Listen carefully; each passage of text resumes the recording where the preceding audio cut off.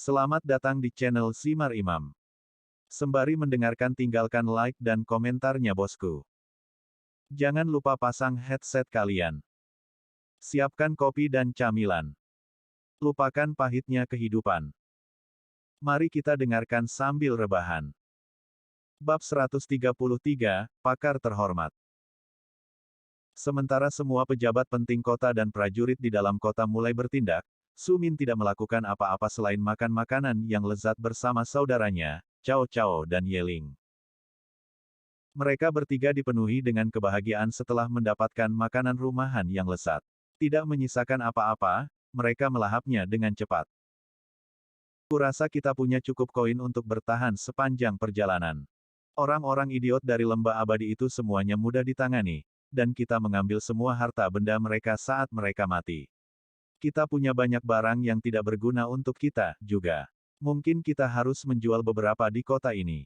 Su Min merenung.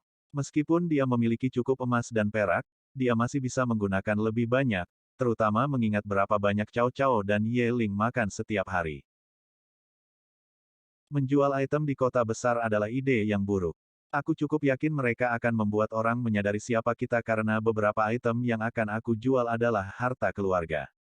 Keluarga mungkin akan memberikan hadiah di kepala saya karena ini. Saya yakin, saya telah membunuh begitu banyak ahli. Meskipun penjaga mengatakan bahwa apa yang terjadi di lembah abadi tetap di lembah abadi, tidak ada yang akan melakukan apapun untuk menghukum banyak keluarga jika saya sudah mati. Berpikir seperti ini, Su Min mengambil sebuah jubah. Namun, saat dia melihat ke arah Cao Cao dan Ye Ling, dia dengan cepatnya lagi. Dengan kalian berdua bersamaku, menyamar sepertinya tidak ada gunanya, dia akhirnya menghela nafas dengan senyum masam di wajahnya. Dia kemudian menggelengkan kepalanya sebelum dia menuruni tangga dan keluar penginapan. Apa yang dia hadapi di luar penginapan benar-benar mengejutkannya. Di luar ada rombongan 30 ahli dari peringkat ke-6. Mereka semua dipimpin oleh ahli peringkat 6 lainnya yang dengan sabar berdiri di depan. Lengannya di punggung dan rambut hitamnya diikat di atas kepalanya dengan gaya yang rumit. Dia mengenakan beberapa pakaian berkualitas tinggi. Jelas bahwa semua prajurit ada di sini karena dia. Ketika Su Min mengamati pemimpin mereka, dia melihat kesombongan yang tidak dapat dijelaskan di matanya, dia juga melihat keserakahan melintas setiap kali dia melihat Cao Cao dan Ye Ling. Menebak apa yang sedang terjadi, Su Min menjadi bermusuhan dalam sekejap. Tidak mungkin Su Min akan menjual baik Cao Cao maupun Ye Ling kepada ahli ini, dia juga tidak akan melepaskan kedua temannya. Dia hanya bisa menghela nafas pada dirinya sendiri karena harus berurusan dengan ketidaknyamanan ini.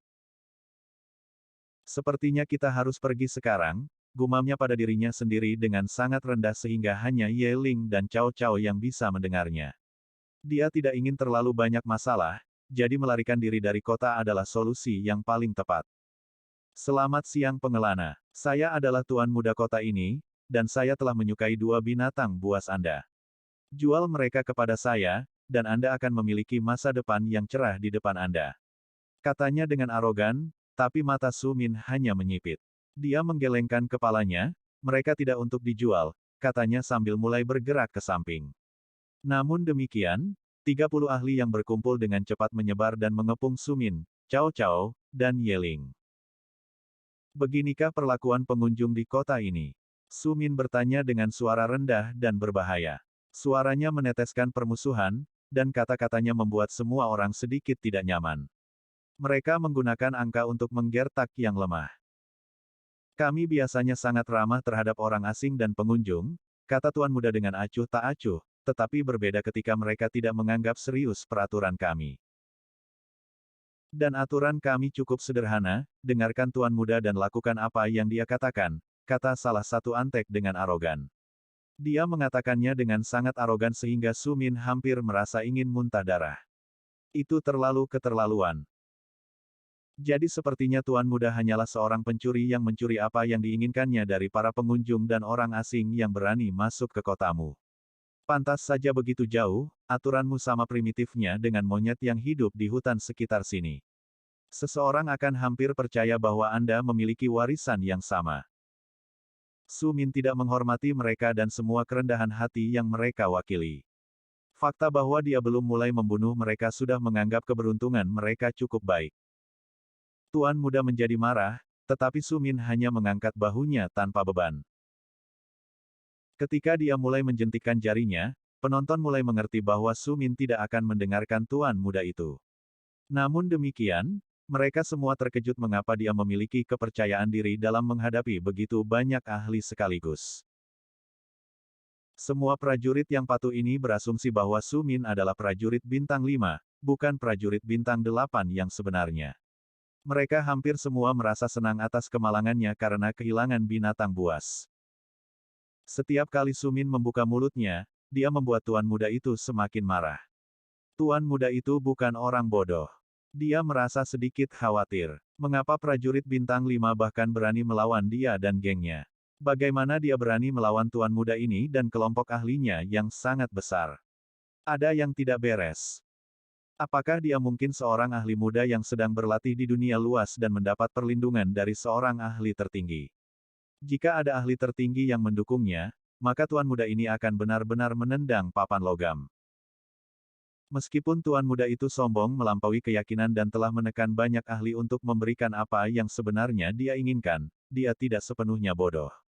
Dia sadar bahwa ahli muda di depannya ini perlu mendapat dukungan untuk dapat mencibir padanya seperti yang dia lakukan, tetapi apa yang bisa dia lakukan? Dia yang mengendarai harimau takut turun, dan Tuan Muda ini tidak mampu berhenti dan kembali sekarang. Menguatkan dirinya sendiri, dia mengambil langkah maju. Jangan berpikir bahwa saya memiliki orang-orang ini di sini hanya untuk pertunjukan, geramnya, serang. Dia memesan. Semua orang bergegas maju. Namun, sebelum mereka sempat mengambil lebih dari beberapa langkah, terdengar ledakan keras, berhenti. Bergema di seluruh kota, orang-orang yang maju semua terhuyung-huyung, berlutut, dan memuntahkan darah. Yang memanggil bukanlah ahli tak dikenal di belakang Su Min, melainkan Tuan Kota sendiri, ayah dari Tuan Muda. Melihat ayahnya dan ekspresi wajahnya yang menakutkan, Tuan Muda itu langsung mengerti bahwa dia telah melakukan kesalahan besar dengan menargetkan pemuda ini. Dia belum pernah melihat ayahnya semarah ini. Tuan Kota dengan cepat melangkah ke depan Tuan Muda dan membungkuk sedikit pada Su Min yang sedikit mengernyit. Tolong maafkan putraku yang tidak berguna ini, tamu terhormat, katanya dengan sopan sambil mengamati setiap perubahan ekspresi wajah Su Min. Melihat Tuan Kota ini campur tangan, Su Min menyadari bahwa Tuan Kota ini adalah prajurit bintang 8. Pemimpin kelompok yang memimpin Su Min, Cao Cao, dan Ye Ling ke kota ini juga seorang prajurit bintang 8. Tiba-tiba, memiliki dua prajurit bintang 8 di dekat Su Min bisa merasakan tekanan. Meskipun dia percaya pada kemampuan mereka untuk melarikan diri, dia tidak ingin pergi dengan hubungan yang tidak bersahabat. Dia dengan cepat tersenyum pada Tuan Kota dan membalas sedikit membungkuk. Bagaimana saya bisa menganggapnya serius? Saya yakin dia hanya bercanda, kata Su Min sambil tertawa. Dia tahu saat berbicara bahwa ahli ini mengetahui kekuatan sebenarnya dari dirinya dan rekan-rekannya. Karena itu, dia tidak peduli untuk menyembunyikannya lagi. Saat dia melepaskan energi basis kultivasinya yang sebenarnya meletus dari tubuhnya, tekanan berat dipancarkan ke semua orang yang hadir. Itu adalah aura yang mengesankan Tuan Kota dan menakuti Tuan Muda. Dia langsung menelan ludah saat menyadari bahwa pemuda ini tidak membutuhkan ahli yang terhormat untuk melindunginya. Dia sangat kuat seperti dia. Apa yang dilakukan tamu terhormat seperti dirimu di kota kita yang sederhana ini? Tuan Kota melanjutkan. Dia memandang Su Min dengan rasa ingin tahu, tetapi Su Min hanya mengangkat bahunya. Kita sedang dalam perjalanan melalui reruntuhan keabadian, katanya belak-belakan. Kami sedang berlatih, dan wajar jika kami ingin melihat sebanyak mungkin dunia sebelum kami kembali ke rumah. Rumah berada di mana? Tuan Kota tetapi Su Min hanya tersenyum dan tidak berkata apa-apa. Dia tidak memberi tahu siapapun tentang dari mana asalnya. Tuan Kota dengan lembut mencoba untuk memindahkan ketiga tamu itu ke rumah Tuan Kota, tetapi Su Min berdiri diam, tidak bergerak sedikitpun. Aku akan meninggalkan kota ini, desah Su Min. Meskipun dia telah merencanakan secara berbeda, banyak hal telah berubah. Dia telah dihadang oleh Tuan Kota, dan bahkan putra Tuan Kota telah mencoba merampoknya di siang bolong. Segala sesuatu di dalam kota ini membuat Sumin merasa tidak nyaman, dia hanya ingin meninggalkannya secepat mungkin. Mendengar kata-kata yang diucapkan oleh Sumin, Tuan Kota juga menghela nafas lega secara internal. Anak muda ini harus memiliki latar belakang yang signifikan untuk mencapai peringkat prajurit bintang 8 begitu muda. Sumin seperti bom yang bisa meledak kapan saja, dan Tuan Kota tidak ingin hal itu terjadi di dalam kotanya. Kedua ahli, Tuan Kota dan Sumin, keduanya menyeringai satu sama lain. Meskipun ekspresi mereka dipenuhi dengan keramahan, tidak ada yang mempercayai satu sama lain sedikitpun. Akibatnya, keduanya berada di ujung tanduk, siap menyerang kapan saja. Yah, karena ini masalahnya, aku tidak akan menunda lagi, kata Sumin akhirnya dan berbalik untuk pergi. Tidak ada yang menghentikannya, dan semua orang perlahan berpisah, memberi ruang baginya untuk bergerak. Tidak ada yang berani menghentikannya. Meskipun demikian, setiap kali Sumin mengambil langkah, dia bisa merasakan tatapan Tuan Kota di punggungnya. Dia sangat waspada, siap untuk memastikan bahwa dia tidak diserang ketika punggungnya dibalik. Mereka berhasil semakin jauh dan segera tembok kota sudah terlihat. Perlahan-lahan mereka keluar dari kota dan melihat sekeliling mereka. Sebuah jalan yang sibuk bergerak melalui seluruh lembah, dan banyak ahli sedang melakukan perjalanan di atasnya. Mari kita pulang, kata Sumin. Dia melihat kembali ke kota di belakangnya. Sudah waktunya bagi saya untuk membalas dendam pada orang yang membunuh saudara perempuan saya. Untuk membuat ini semudah mungkin, kami akan menghindari kota sebanyak mungkin. Jika kami harus memasuki salah satu, kami akan menyamar. Saya bisa jangan repot-repot mengalami masalah karena tindakan yang kami ambil dalam peringkat lembah abadi. Cao Cao dan Yeling mengangguk. Mereka juga tahu bahwa dia memang bertindak terlalu jauh ketika dia berada di peringkat lembah abadi. Namun, apa lagi yang bisa dia lakukan? Itu adalah pertanyaan tentang dibunuh atau dibunuh. Siapapun lebih suka membunuh orang lain daripada membiarkan diri mereka terbunuh. Mendesah, ketiganya tahu bahwa perjalanan mereka melalui reruntuhan keabadian akan menjadi sesuatu yang sederhana. Itu akan dipenuhi dengan bahaya dan musuh lama. Meski begitu, mereka tidak punya pilihan lain selain melakukan perjalanan melaluinya demi kembali secepat mungkin untuk Sumin dan balas dendamnya. Bab 134, Pembantaian. Memulai perjalanan mereka, Cao Cao menyusut kembali ke ukuran aslinya sehingga dia bisa sekali lagi menempelkan dirinya ke leher Sumin seperti dulu. Dengan cara ini, sepertinya Sumin hanya membawa satu hewan buas bersamanya, dan ukuran Yeling juga menyusut sedikit, membuat dirinya tampak tidak terlalu besar dan menakutkan. Sumin mengenakan jubah hitam besar yang menyembunyikan wajahnya. Meskipun cuaca panas, dia memutuskan bahwa keselamatannya lebih penting daripada masalah panas. Dia tidak bisa cukup berhati-hati mengingat apa yang telah dia lakukan. Dia tidak bisa bersantai sampai dia meninggalkan Ruins of the Immortals.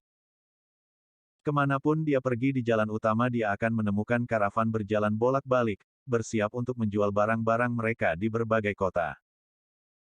Selain karavan, ada juga tentara bayaran dan pembudidaya nakal yang berpindah dari kota ke kota.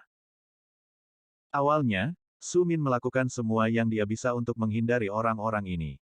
Namun, seiring berjalannya waktu, dia segera menemukan bahwa mereka tidak peduli dengannya. Ya, mereka akan memandangnya dengan rasa ingin tahu. Namun demikian, setelah merasakan riak kekuatan yang kuat yang terpancar dari tubuhnya, tidak ada yang ingin mendekat. Jika dia menyembunyikan wajahnya, dia mungkin orang yang sangat eksentrik.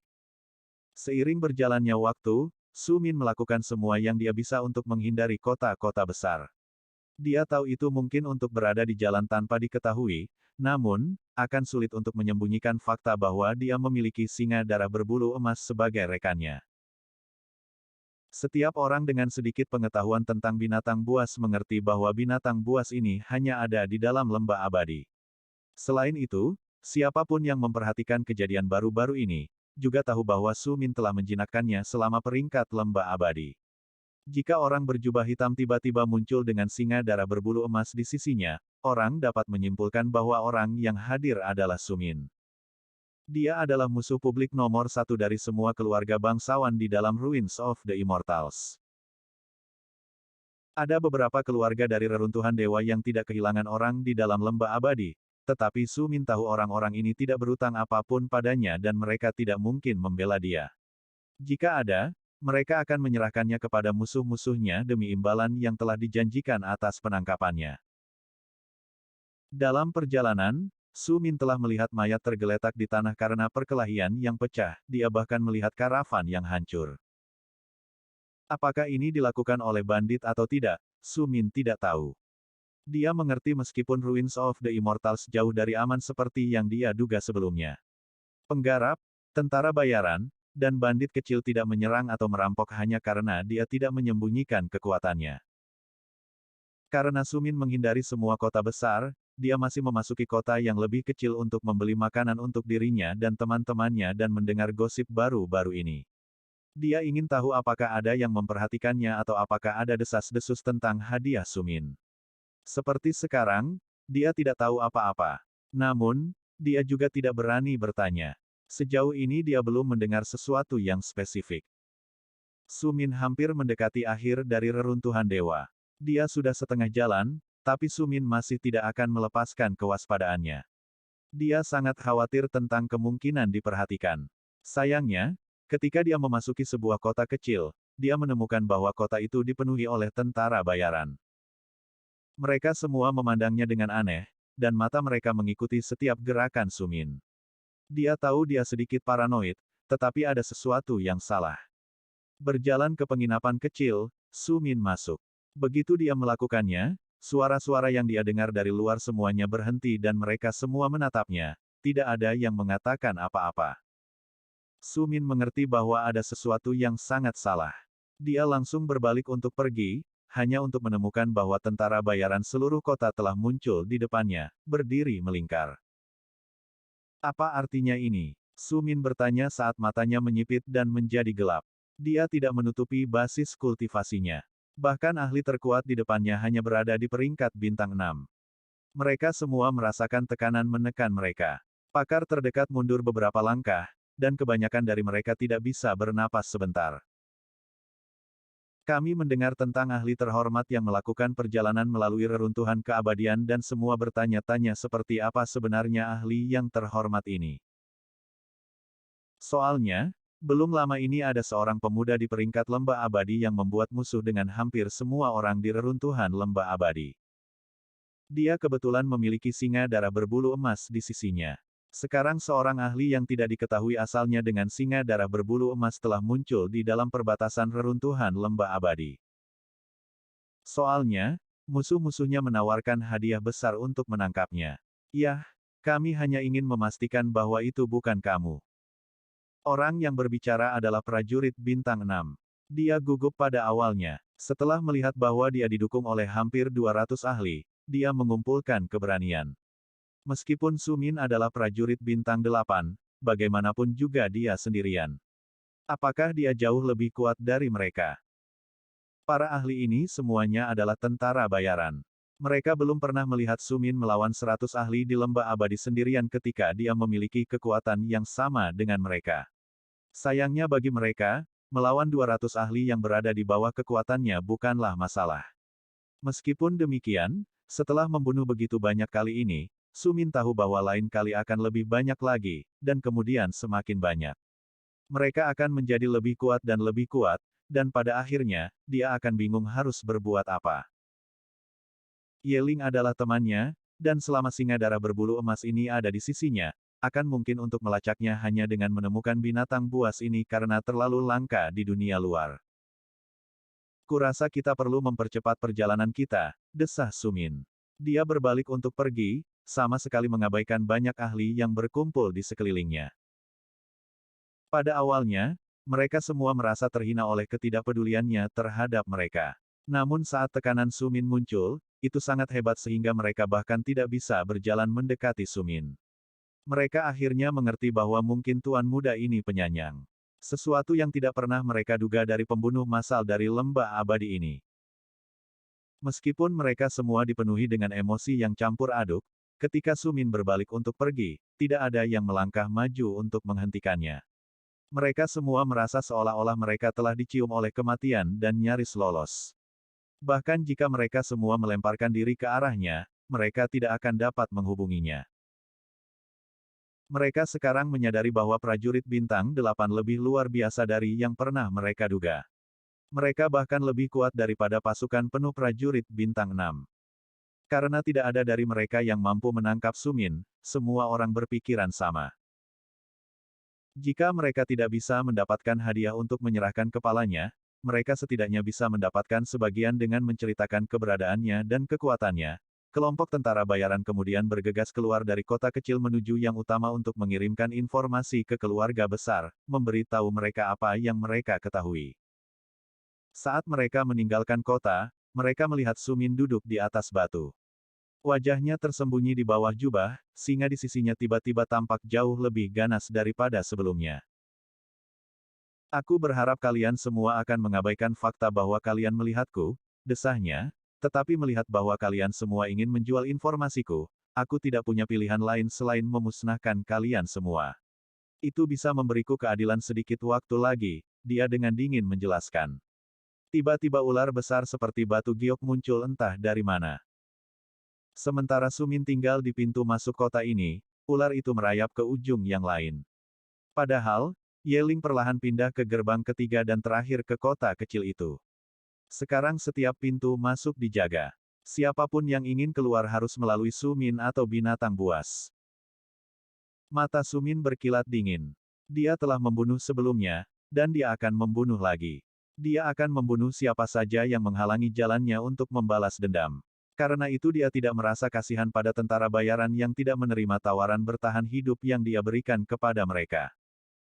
Bergerak seperti angin, Sumin tidak menunggu mereka bergerak. Dia mengangkat lengannya, dan ki mentah mengalir keluar. Ini bukanlah posisi yang mewah, juga bukan melalui penggunaan energi spiritual atau energi unsur, itu hanya ki murni yang bergerak seperti gelombang. Kemanapun ia bergerak, itu menyebabkan kehancuran. Mayat hancur, dan tanah pecah. Semua orang yang diserang oleh ki langsung binasa. Hanya butuh beberapa menit baginya untuk membunuh semua orang di gerbangnya. Dia perlahan pindah ke kota lagi.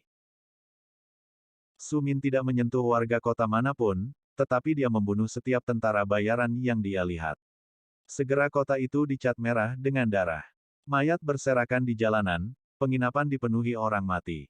Dia bergerak menuju dua pintu masuk lainnya untuk membantu Cao Cao dan Yeling, dan banyak tentara bayaran mulai memohon pengampunan, tapi sudah terlambat. Sumin sudah membuat keputusan. Siapapun di depannya akan mati. Siapapun yang mengenalnya atau tentang tingkat kekuatannya saat ini akan dibantai tanpa ampun. Pembantaian itu berlangsung setengah jam. Saat itu, sekitar 300 ahli tewas. 200 yang telah memojokkannya sebelumnya dan 100 lainnya yang dia temukan bersembunyi di dalam kota. Sumin tidak pernah ceroboh. Dia dengan cepat meninggalkan kota, meninggalkan desa yang dipenuhi warga yang membatu. Bahkan jika seseorang telah merencanakan untuk memberikan informasi tentang Sumin, setelah melihat betapa kejamnya dia, tidak ada yang berani melakukannya lagi. Mereka semua takut dia akan kembali dan memusnahkan seluruh kota jika ketahuan. Menghilang di kejauhan, Sumin tidak lagi berjalan di jalan utama tetapi terjebak di hutan belantara. Dia tidak lagi pergi kemanapun di mana manusia lain tinggal dan menemukan semua makanannya di dalam hutan. Selama pertempuran, dia mengerti bahwa dia mampu menghadapi mayoritas ahli yang mungkin datang setelahnya. Meskipun demikian, keluarga besar adalah cerita yang berbeda. Mereka adalah keluarga besar karena suatu alasan. Mereka juga memiliki prajurit bintang 8 dan bahkan dewa. Jika salah satu dari mereka mengejar Sumin, itu akan merepotkan. Jadi dia tidak punya pilihan lain selain ekstra hati-hati. Mereka mempercepat dan berjalan hampir setiap hari, hanya istirahat 2 kali sehari untuk makan. Di lain waktu mereka akan melewati hutan belantara. Karena rute baru ini, mereka membutuhkan waktu lebih lama untuk mencapai ujung reruntuhan keabadian. Mereka berhasil menghindari pertemuan dengan kelompok ahli lain yang sedang mencarinya. Bersambung. Nantikan bab selanjutnya bosku.